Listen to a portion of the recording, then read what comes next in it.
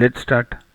An inverted cone of vertical height 12 centimeter and the radius of the base 9 centimeter contains water to the depth of 4 centimeter.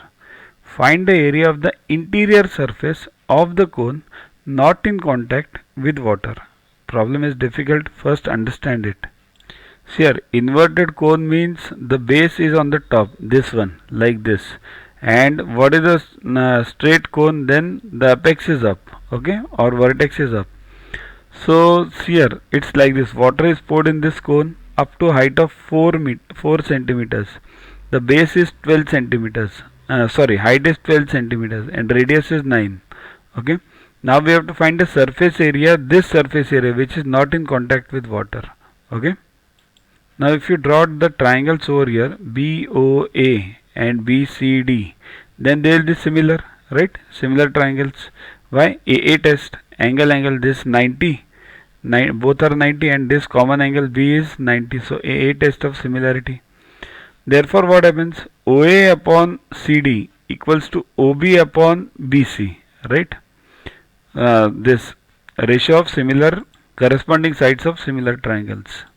Therefore CD equals to BC upon OB into OA, right? That is 4 upon 12 into 9, that is 3 centimeters. Now CD you got it 3. So now you got this radius CD and this radius OA and this height you can get it 8. Okay, but you can't use that formula, this formula, because this is for volume. Volume of first term is pi upon 3 H into R1 square plus R2 square plus R1 R2. That is volume.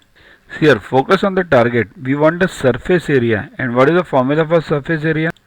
It's pi r L. L is a slant height, means you want this slant height, right?